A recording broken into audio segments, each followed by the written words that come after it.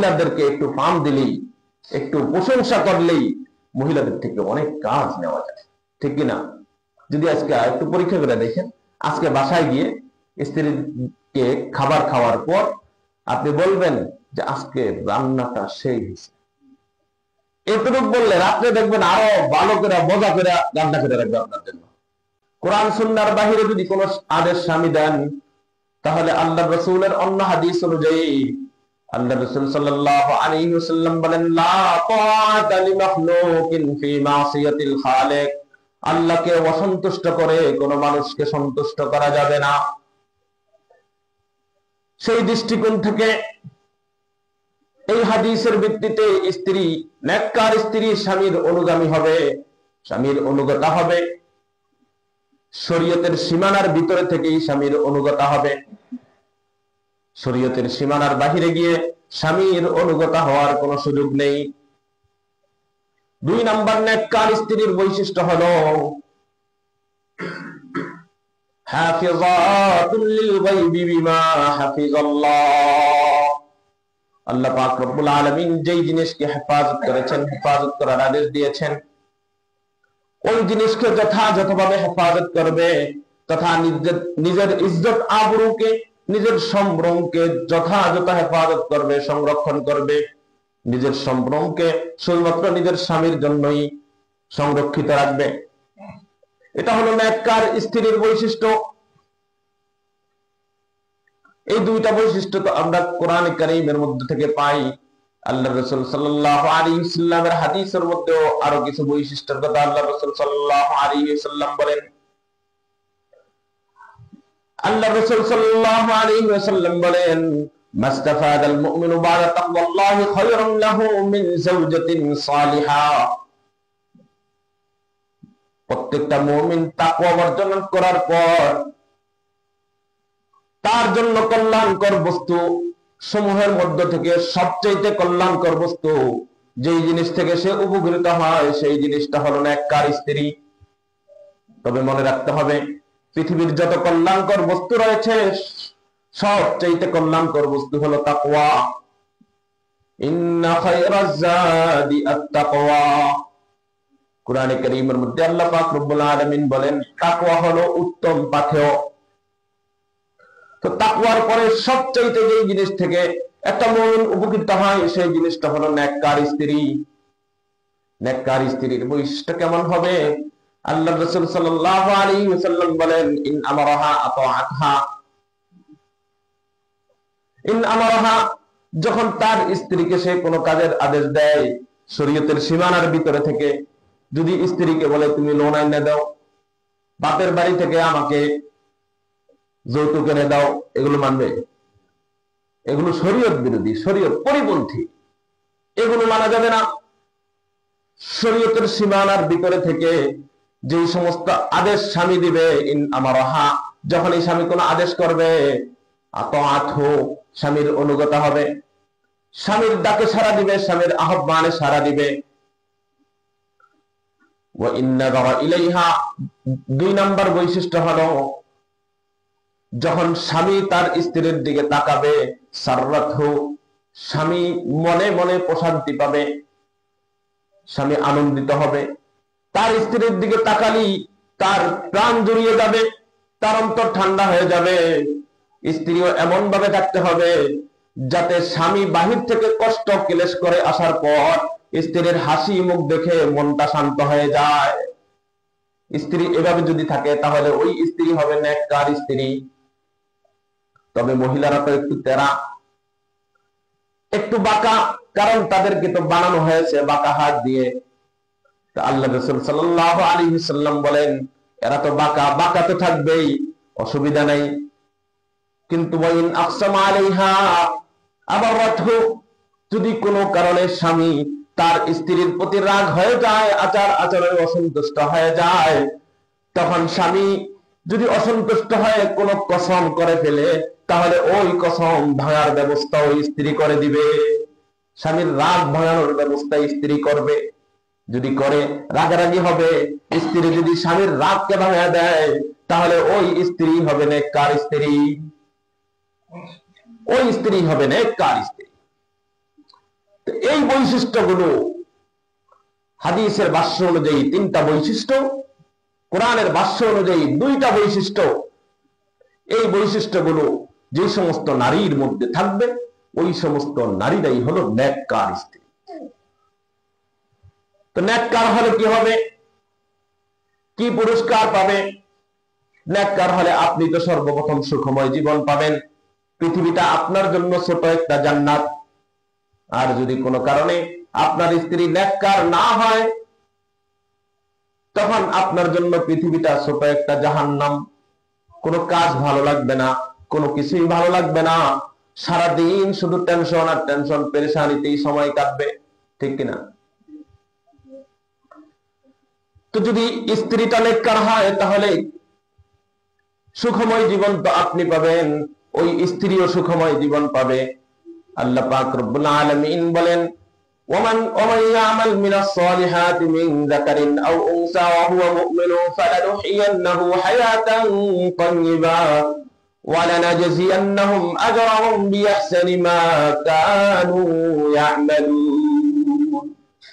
আল্লাহ পাক রব্বুল আলামিন খুব চমৎকার ভাবে বলেছেন, পুরুষ মহিলাদের থেকে যারাই নেককার হবে, চাই পুরুষ হোক বা মহিলা হোক, তারা যদি নেককার হয়, ফালানুহইয়ান্নাহু হায়াতান তাইয়্যিবা, আমি তাদেরকে পৃথিবীতে সুখময় জীবন দিব। সুখময় জীবন আমরা পেতে চাই না? তো যদি পেতে চাই, স্ত্রী তো নেককার হওয়ার কথা, স্ত্রী নেককার হওয়ার আগে আপনাকে নেককার হতে হবে। আপনি যদি নেককার হন, অটোমেটিক স্ত্রী নেককার হয়ে যাবে। গত জুমায় বলেছিলাম যে স্ত্রী নেককার হয় না, স্ত্রীকে নেককার বানাতে হয়। মহিলাদেরকে একটু পাম দিলেই, একটু প্রশংসা করলেই মহিলাদের থেকে অনেক কাজ নেওয়া যায়, ঠিক কিনা? যদি আজকে একটু পরীক্ষা করে দেখেন, আজকে বাসায় গিয়ে স্ত্রীকে খাবার খাওয়ার পর আপনি বলবেন যে আজকে রান্নাটা সেই হয়েছে, এতটুকু বললে রাত্রে দেখবেন আরো ভালো করে মজা করে রান্না করে রাখবে আপনার জন্য। আর যদি বলেন ধরো কি রাঁধছে, এগুলো লবণ হয় নাই, এই হয় নাই, সেই হয় নাই, স্বাদ হয় নাই, মজা হয় নাই, তাহলে স্ত্রী বলবে, কি বলবে শুনবেন? স্ত্রী বলবে যে আপনি রান্না করে খান। বলবে না? অবশ্যই বলবে যে আপনি রান্না করে খান, আমি যেমন পারি তেমন রান্না করি। সেজন্য তাবলীগে গেলে শিখানো হয় যে স্ত্রীর রান্না যদি মজাও হয় আলহামদুলিল্লাহ বলবে, আর যদি অসাধ হয়, মজা না হয়, তখনও বলা আলহামদুলিল্লাহ, আজকের রান্নাটা খুব ভালো হয়েছে। আল্লাহ রাসূলের আদর্শ হাদিসের মধ্যে এসেছে, মা আবান নবী সাল্লাল্লাহু আলাইহি ওয়াসাল্লাম ফি তুআমি কত্তু, আল্লাহ রাসূল সাল্লাল্লাহু আলাইহি ওয়াসাল্লাম কখনো খাবার বস্তুর মধ্যে দোষ লাগাতেন না। যদি ভালো লাগতো খেতেন, ভালো লাগতো না খেতেন না। অসুবিধা কি? স্ত্রীকে তো বলার দরকার নাই এটা ভালো হয় নাই, না বলি আপনি ওখান থেকে কম খেয়ে চলে আসলেন, আপনি হোটেলে খেতে পারেন, হোটেলে খান, অন্য কিছু খান। আপনারা যত কিছু বাহির থেকে খান, মহিলারা কি এগুলো পায়? এগুলো পায় না। আপনি চিন্তা করে দেখবেন, আপনি সকাল থেকে বিকাল পর্যন্ত যেই পরিমাণ চা নাস্তা খান, এই পরিমাণ চা নাস্তা ওরা বছরও চোখে দেখে না। দু একজনের কথা ভিন্ন, অধিকাংশ পরিবারের কথা বলছি।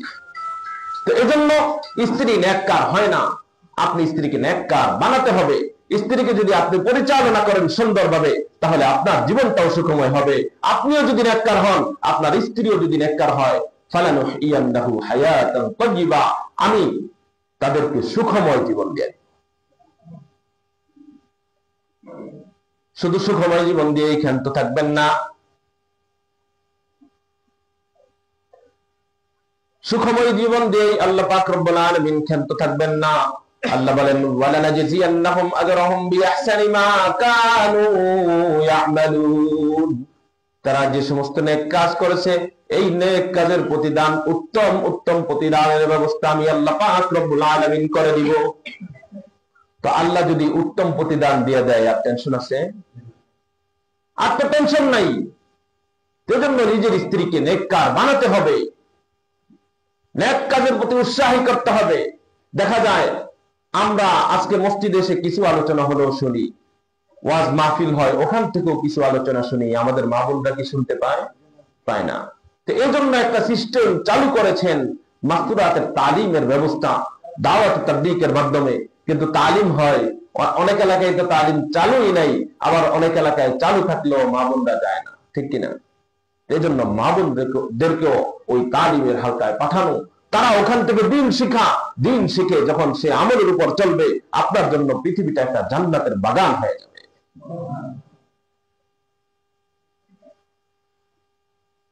আল্লাহ পাক রব্বুল আলামিন নেককার হলে আর কি পুরস্কার দিবেন?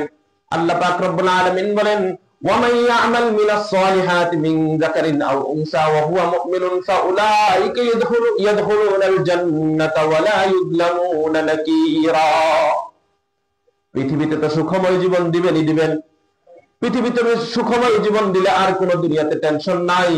দুনিয়াতে যদি আমার কোনো টেনশন না থাকে, আরেকটা টেনশন আছে, সেটা হলো পরকালের টেনশন আছে কিনা।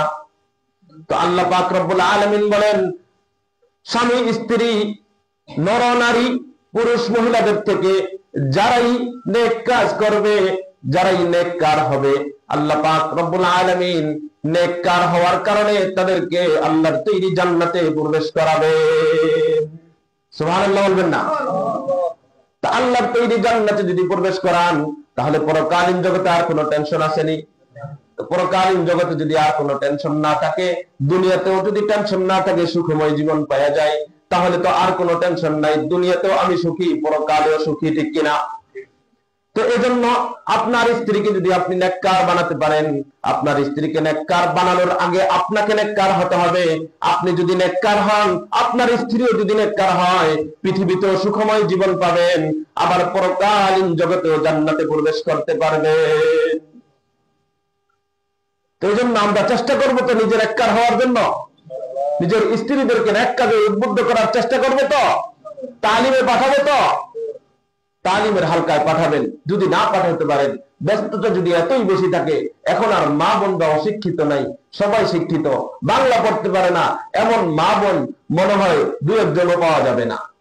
বর্তমানে দু একজনও পাওয়া যাবে না, আগে পাওয়া যেত, বর্তমানে বাংলা পড়তে পারে না এমন দু একজনও পাওয়া যাবে না। আর যদি পাওয়া যায়, বাংলা পড়তে পারে না কিন্তু বাংলা ভাষাতে বোঝে কিনা? তো বাংলা ভাষা বুঝলে বাংলা পড়ুয়া কেউ না কেউ তো অবশ্যই আছে। যেহেতু আছে, আপনি বই কিনে দেন, ফাজাইলে আমালের বই কিনে দেন, এই বই প্রতিদিন একটা টাইম ঘরে নির্ধারণ করে দেন যে তোমাদের যত ব্যস্ততা থাকুক, এই ব্যস্ততার মধ্যে তোমরা এই কিতাবের তালিম করবে। যখন এই কিতাবের তালিম করবে, দ্বীন শিখবে, এই দ্বীন শিখার মাধ্যমে তখন তারা নেককার অটোমেটিক হয়ে যাবে। এই জন্য করবেন তো ইনশাআল্লাহ। নিজের ঘরে তালিমের ব্যবস্থা করেন, এলাকায় যে তালিম হয় ওই তালিমের হালকাকে মজবুত করেন, তখন অটোমেটিক আপনার জন্য দুনিয়াবী জীবনটাও সুখময় হবে, জান্নাতও একসাথেই যেতে পারবেন ইনশাআল্লাহ। কিন্তু স্ত্রী মানে আমরা মনে করি উনি হলো শোষণের যন্ত্র, ওনার উপর নির্যাতন করতে হবে। না না না, আপনারও কিছু অধিকার স্ত্রীর কাছে রয়েছে, স্ত্রীরও কিছু অধিকার আপনার কাছে রয়েছে। আপনি স্বামী হিসাবে আপনার দায়িত্ব এবং কর্তব্য রয়েছে। বলেছিলাম, আপনি স্বামী যেদিন কবুল করে আপনার স্ত্রীকে গ্রহণ করে নিয়ে আসছেন, ওদিন বধূ সাজিয়ে নিয়ে এসেছেন, এবং আর যখন তিনি মারা যাবেন, নতুন সাজে সাজিয়েই তাকে আপনার ঘর থেকে বের করা হবে, ঠিক কিনা? তো যদি বের করা হয়, সম্পূর্ণ দায়িত্ব আপনার। আল্লাহ পাক রব্বুল আলামিন বলেন, ওয়ালাহুন্না মিসলুল্লাযী আলাইহিন্না বিল মারুফ। স্বামীদের যেমন স্ত্রীর উপর অধিকার রয়েছে, স্ত্রীরও স্বামীর প্রতি অধিকার রয়েছে। স্ত্রীর অধিকার নিয়ে আলোচনা করি। স্বামী হিসাবে আমার কি অধিকার, এটা তো আমি জেনে নিব, কিন্তু স্ত্রীকে আমি কেমন আচরণ করা দরকার এটা আগে জানতে হবে। আরে নারী জাতিকে আল্লাহ পাক রব্বুল আলামিন কেমন দামি বানিয়েছেন। আল্লাহ পাক রব্বুল আলামিন নারীকে ঘরে আনার জন্যই সর্বপ্রথম মোহরকে আবশ্যক করে দিয়েছেন। মোহর না দিয়ে স্ত্রীকে গ্রহণ করা যায় না। স্ত্রীকে যদি গ্রহণ করতে হয়, অবশ্যই মোহর দিতেই হবে, মোহর দেওয়া ছাড়া কোন উপায় নাই। ওয়াতুন নিসা সাদুকাতিহিন্না নিহলা। আল্লাহ পাক রব্বুল আলামিন সূরা নিসার মধ্যে বলেন, তোমরা তোমাদের স্ত্রীদের মোহরকে পরিশোধ করে দাও। তো মোহরের বিধান কে দিয়েছেন? আল্লাহ। তো আল্লাহ যেহেতু মোহরের বিধান দিয়েছেন, বাকি আমরা পুরুষ জাতি হিসাবে আমাদেরকে সুযোগ দিয়েছেন, সহজ করে দিয়েছেন। সেটা হলো মোহরের দুইটা সিস্টেম রেখেছেন।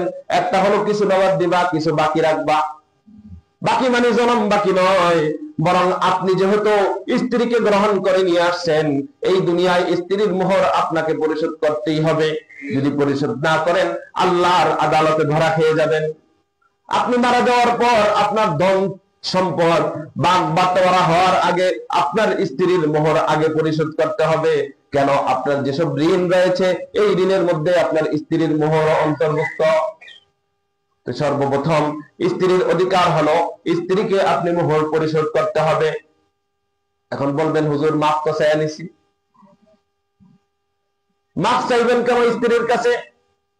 মাফ চাওয়ার তো কোনো দরকার নাই। স্ত্রীর কাছে আপনি কেন ছোট হবেন? মাফ কেন চাইবেন? আর সে তো ইচ্ছায় মাফ করবে না। আচ্ছা, যারা বিবাহিত তাদেরকে জিজ্ঞেস করি, যারা বিবাহ করছেন মাফ চাই আনিছেন, কখনো ঝগড়া লাগলে বলে নাই যে আমার টাকা দেন, মোহরের টাকা দাবি করে নাই? করে নাই? অবশ্যই করছে, মোহরের টাকা দাবি করছে। এখন লজ্জায় বলতেছেন না, যখন ঝগড়া লাগে ঠিকই বলে আমার মোহরের টাকা দেন, বলে এগুলো। তো বলে যখন, তার মানে বোঝা যায় যে তিনি কি করেন নাই? মাফ করেন নাই। মাফ করলে আর দ্বিতীয়বার তো চাইতেন না। যদি স্বেচ্ছায় মন থেকে মাফ করে দেন, আপনি বলা ছাড়া, আপনি বুঝানো ছাড়া, তাহলে এটা মাফ হয়। কিন্তু যদি আপনি এমন চিপার মধ্যে বেলায়া, মানকের চিপার বেলায়া, যেটা বাংলা ভাষা, স্ত্রীর থেকে যদি আপনি মাফ নেন, ওইটা মাফ হইত না। কথা কি বুঝছেন? এই জন্য স্ত্রীর মোহর স্ত্রীকে আদায় করতে হবে, স্ত্রীর মোহর স্ত্রীকে দিয়ে দিতে হবে। সর্বপ্রথম অধিকার হলো স্ত্রীকে যেদিন বিবাহ করে নিয়ে এসেছেন, যেদিন কবুল করেছেন, ওদিনই আপনার উপর মোহর আবশ্যক হয়ে গিয়েছে। হয়তো বাকি রেখেছেন, কিন্তু এই বাকি টাকাটা আপনার মরার আগে আগে স্ত্রীকে পরিশোধ করতে হবে। তো আলহামদুলিল্লাহ আমি চেষ্টা করতেছি পরিশোধ করার, হয়ে গেছে প্রায় অনেকগুলো, আরো বাকি আছে। যেটা বাকি আছে মাফ করতে কোনো প্রশ্নই আসে না, যেটা বাকি আছে ওটা দিয়ে দিব, অসুবিধা কোথায়? তিনার যেটা প্রাপ্য অবশ্যই তাকে আমি পৌঁছিয়ে দিব, এটাই আমার দায়িত্ব এবং কর্তব্য। তো এই জন্য আমরা স্বামীরা যারা আছি, আমাদের বদ্ধপরিকর হতে হবে যে আমার স্ত্রীর মোহর আমি যথাযথভাবে স্ত্রীকে পৌঁছিয়ে দিব। আল্লাহ রাসূল সাল্লাল্লাহু আলাইহি ওয়াসাল্লাম বলেন, মান ইসতাতা মিনহুমুল বাআতা ফালইয়াতাযাওয়াজ। তোমাদের মধ্য থেকে স্ত্রীর ভরণ পোষণ এবং মোহরের সামর্থ্যবান যে সমস্ত পুরুষ রয়েছে তারাই বিবাহ করবা। তো যারা বিবাহ করেন নাই, টাকা পয়সাও নাই, অসুবিধা নাই, তার জন্য আল্লাহ রাসূল সিস্টেম রেখে দিয়েছেন। যৌবিক চাহিদা যেহেতু আল্লাহ পাক রব্বুল আলামিন সকলকে দিয়েছেন, এই জন্য আল্লাহ রাসূল সাল্লাল্লাহু আলাইহি ওয়াসাল্লাম বলেন, ওয়া ইল্লাম ইয়াস্তাতি ফালাইহি বিসসাওম। যদি তুমি বিবাহের খরচ যোগান দিতে না পারো, মোহরের ব্যবস্থা যদি না করতে পারো, স্ত্রীর ভরণ পোষণের ব্যবস্থা যদি না করতে পারো, তাহলে তুমি রোজা রাখো। রোজা রাখো, রোজা রাখার মাধ্যমে তোমার যৌবিক চাহিদা কন্ট্রোল হবে। তো রোজা রাখো, রোজা রাখার মাধ্যমে যৌবিক চাহিদা কন্ট্রোল হবে। কিন্তু যত্রতত্র যে কোনো জায়গায় নিজের খাহিসাতকে পূর্ণ করা যাবে না। যুবকরা ভালো করে শুনেন, নিজের খাহিসাতকে, যৌবনের তাড়নায় অনেক অন্যায় অপরাধ করে ফেলি, অনেক অন্যায় অপরাধ করার চেষ্টা করি, কিন্তু অন্যায় অপরাধ করবেন, কিন্তু যখন দাম্পত্য জীবনে যাবেন, দাম্পত্য জীবন তখন সুখময় হবে না। স্ত্রী আপনার ছেড়ে চলে যায় না, যাই না কেন? আপনি নিজের যৌবনকে হেফাজত করেননি। হুসাইন আহমদ মাদানী রহমতুল্লাহ আলাইহি বয়স যখন 65 কোঠায়, তখন সন্তান হয়েছে। বলাবেন তো খুব দুষ্ট, ছাত্ররা বিশেষ করে একটু দুষ্টই হয়। হুজুরকে প্রশ্ন ছুড়ে দিয়েছে, হুজুর ইতনে বুরা পাই মে কিস তরফ বাচ্চা পয়দা হতা হ্যায়, এত বৃদ্ধ বয়সেও কিভাবে বাচ্চা হতে পারে? তখন হুজুর উত্তর দিয়েছেন, যুবকরা ভালো করে শোনো, আরে ভাই, মাইনে মেরে জওয়ানি কে সম্ভালা থা, আমি আমার যৌবনকে হেফাজত করেছি। যৌবনকে হেফাজত করার কারণে আমার বয়স যদি 100 কোঠায় যায়, তখনও আমার পক্ষে, আমার থেকে সন্তান হওয়া সম্ভব। আপনার যৌবনকে যদি আপনি হেফাজত করেন, তাহলে যৌবনের তাড়নায় পড়ে যৌবিক চাহিদা পূর্ণ করতে গিয়ে যত্র নিজের যৌবনকে যদি ধ্বংস করেন, তাহলে আপনার স্ত্রী তো পালিয়ে যাওয়ার সম্ভাবনা রয়েছে, আপনাকে ছেড়ে যাওয়ার সম্ভাবনা রয়েছে, আপনি সমাজে লাঞ্ছিত, অপমানিত, অপদস্থ হওয়ার সম্ভাবনা রয়েছে। আর যদি নিজের যৌবনকে হেফাজত করেন, তাহলে আল্লাহ পাক রব্বুল আলামিন এর সুফল দুনিয়াতেও দিবেন, আখিরাতেও দিবেন। এবং সফল মুমিনদের যে বৈশিষ্ট্যগুলো বলেছেন, এর মধ্যে অন্যতম বৈশিষ্ট্য হলো আল্লাযীনা হুম লিফুরুজিহিম হাফিজুন, যারা তাদের লজ্জাস্থানকে হেফাজত করে, নিজের যৌবিক চাহিদাকে যত্রতত্র নষ্ট করে না, বরং যথাস্থানে তার যৌবিক চাহিদাকে পূর্ণ করে। তো দ্বিতীয় অধিকার স্ত্রীর, সেটা হলো স্ত্রীকে ভরণ পোষণ দিতে হবে। স্ত্রীর ভরণ পোষণের দায়িত্ব আপনার, এটাকেও আপনাকেই বহন করতে হবে। একটা জিনিস মাথায় রাখবেন, স্ত্রী আপনার প্রতি অনেক অনুগ্রহ করে থাকে, যে অনুগ্রহের শেষ নেই। আপনাকে কত কষ্ট করে রান্না করে খাওয়ায় না? এটা মাথায় রাখবেন। রান্না করে খাওয়ানো এটা তার নৈতিক দায়িত্ব, আবশ্যকীয় কিছু না। সে যে আপনাকে রান্না করে খাওয়ায়, এটা আপনার প্রতি অনুগ্রহ করে। আপনি তো তাকে স্ত্রী হিসাবে নিয়ে এসেছেন, উচিত হলো তার ভরণ পোষণের দায়িত্ব আপনার। আপনি তাকে রান্না করিয়ে, কারো মাধ্যমে, নিজে না পারলেও কারো মাধ্যমে রান্না করিয়ে খাওয়ারের ব্যবস্থা করবেন, এটাই আপনার দায়িত্ব। বাকি নৈতিক দায়িত্ব হলো স্ত্রীরও নৈতিক দায়িত্ব, সেটা হলো আমার স্বামীর ঘরে থাকি, স্বামীর তো ওই পরিমাণ সামর্থ্য নেই, সেই হিসাবে আমি স্বামীর একটু খেদমত করে স্বামীর মনোরঞ্জন করার চেষ্টা করি, এটা স্ত্রীর নৈতিক দায়িত্ব, কিন্তু আবশ্যিক কোন দায়িত্ব নয়। স্ত্রীর ভরণ পোষণের দায়িত্ব আপনার, পোশাক আশাকের ব্যবস্থা করার দায়িত্ব আপনার, তার যৌবিক চাহিদা পূর্ণ করার দায়িত্ব আপনার। এজন্য শরীয়তের বিধান হলো, স্বামী তার স্ত্রীকে রেখে দূর দেশে 4 মাসের বেশি থাকতে পারবে না। যদি থাকতে হয় তাহলে স্ত্রীর অনুমতি লাগবে। স্ত্রীর অনুমতি ছাড়া 4 মাসের অধিক সময় সে বাহিরে কাটাতে পারবে না। ওমরে ফারুক রাদিয়াল্লাহু তাআলা আনহু আম্মাজান হাফসা রাদিয়াল্লাহু তাআলা আনহা ওনার মেয়ে জিজ্ঞেস করেছেন, মা, একটা মেয়ে স্বামী ছাড়া কতদিন থাকতে পারে? আম্মাজান হাফসা রাদিয়াল্লাহু তাআলা আনহা বললেন, ও আব্বা, একটা মেয়ে তার স্বামী ছাড়া 4 মাস পর্যন্ত সময় পার করতে পারে। স্বামী থাকলে, না থাকলে সেটা ভিন্ন কথা, মারা গেছে সেটা ভিন্ন কথা, বিয়ে হয়ে নেই সেটা ভিন্ন কথা। থাকা অবস্থায়, স্বামী থাকা অবস্থায় একটা মেয়ে 4 মাসের বেশি থাকতে পারে না। এই জন্যই তাবলীগের মধ্যে 3 চিল্লার বেশি সময় লাগাইতে নিষেধ করে। আর যদি 1 সাল কেউ লাগায়ও, 3 চিল্লার পরপর তাকে সুযোগ দেয়। জানেন কিনা এটা? 3 চিল্লা পরপর তাকে বাড়িতে যাওয়ার সুযোগ দেওয়া হয়, যে 4 মাস হয়ে গেছে, 4 মাসের অধিক সে সময় কাটাতে পারবে না, কারণ তার স্ত্রীর একটা অধিকার রয়েছে। আমাদের ভাইরা প্রবাসে চলে যায়, এদিকে স্ত্রী তারে ফলায় চলে যায়, তাই না? এগুলো কেন হয়? তার স্ত্রীর অনুমতি না নিয়ে সে বিদেশে গিয়ে পড়ে রয়েছে। হ্যাঁ, আপনি যান বিদেশে, বিদেশে যাওয়া তো নিষেধ না, যান, আপনার স্ত্রীকে নিয়ে যান, আপনার ফ্যামিলি নিয়ে যান, আপনার স্ত্রীর অধিকার আপনি পূর্ণ করেন, আদায় করেন। সেজন্য স্ত্রীর অধিকারগুলোর প্রতি আমরা গুরুত্ব না দেওয়ার কারণে, আর অনেক অধিকার রয়েছে, স্ত্রীর অধিকারের প্রতি গুরুত্ব না দেওয়ার কারণে দেখা যায় সমাজে, দাম্পত্য জীবনে অশান্তি লেগেই থাকে, ঠিক কিনা? সারাদিন খালি ভেজাল, ঝগড়া ঝাঁটি এগুলো লেগেই থাকে। না, স্ত্রী তো আপনার পোশাকের নেই, হুন্না লিবাসুল লাকুম ওয়া আনতুম লিবাসুল লাহুন্না। পোশাক ময়লা হলে আমরা যেভাবে পরিষ্কার করে ধুয়ে নেই, আবার ব্যবহারের উপযোগী করে ব্যবহার করি, স্ত্রীর সাথেও মনোমালিন্য হলে আবার পরিষ্কার করে, ধৌত করে, পোশাকের মতো করে স্ত্রীকে আবার ব্যবহারের উপযোগী বানাতে হবে। স্ত্রীকে মনোরঞ্জনের জন্য মাঝে মাঝে ঘুরাতে নিয়ে যেতে হবে। বোরকা ছাড়া না, বোরকা ছাড়া না, পর্দার সাথে আপনার স্ত্রীর শতভাগ নিরাপত্তার ব্যবস্থা করে মাঝে মাঝে নিয়ে যাবেন।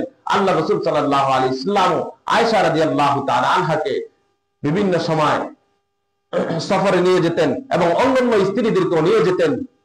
এবং একবার বাহিরে খেলতে ছিল, খেলাধুলা করা ইসলামে নিষেধ না, বাকি সতর খুলে খেলা এটা নিষেধ। খেলাধুলা বাহিরে হাবশার লোকেরা খেলতেছিল, আম্মাজান আয়েশা সিদ্দিকা রাদিয়াল্লাহু তাআলা আনহা আল্লাহ রাসূল সাল্লাল্লাহু আলাইহি ওয়াসাল্লামের পিছনে দাঁড়িয়ে খেলা দেখতেছিলেন। আল্লাহ রাসূল আড়াল করে রেখেছেন যাতে আয়েশা সিদ্দিকা রাদিয়াল্লাহু তাআলা আনহাকে বাহিরের কোনো লোক না দেখতে পায়। আবার আল্লাহ রাসূল সাল্লাল্লাহু আলাইহি ওয়াসাল্লাম রাত্রিবেলা তার স্ত্রীর সাথে দৌড় প্রতিযোগিতা দিতেন, স্ত্রীদের মনোরঞ্জন করে চলার চেষ্টা করতেন। তা আপনার স্ত্রী যদি কখনো কোথাও যাইতে বলে, আপনি বলেন বাপের বাড়ি যাইতে বলে, এই তো আপনি যাইতে দেন না, ঠিক না? তো এই জন্য তো কলহ লেগে থাকে না, মাঝে মাঝে দিবেন, তাদেরকেও ছুটি দিবেন। আপনার যেমন চাহিদা রয়েছে, আপনার স্ত্রীর তো একটু ঘুরতে মন চায়, চায় না? নদীর পাড়ে আছে, মাঝে মাঝে রাত্রিবেলা নিয়ে আসবেন, যখন মানুষ থাকে না, ঘুরে যাবে, নদীর হাওয়া গ্রহণ করবে, বাতাস গ্রহণ করবে, এটা স্বাস্থ্যের জন্য উপকারী হবে এবং আপনার স্ত্রীর মনটাও ফ্রেশ হয়ে যাবে। তো এজন্য স্ত্রীর অধিকারগুলো যদি আমরা যথাযথভাবে পালন করি, আদায় করি, তাহলে পৃথিবীটা আমার জন্য হবে জান্নাত এবং আমার দাম্পত্য জীবন হবে সুখময়, এবং আমার স্ত্রী নেককার হলে, আমি নেককার হলে আমার ঠিকানা হবে জান্নাত। এই জন্য আমরা আমাদের স্ত্রীদের অধিকার যথাযথভাবে আদায় করার চেষ্টা করবো তো ইনশাআল্লাহ। আল্লাহ পাক রব্বুল আলামিন নিজেদের স্ত্রীদের অধিকার পরিপূর্ণভাবে আদায় করার তৌফিক দান করুন।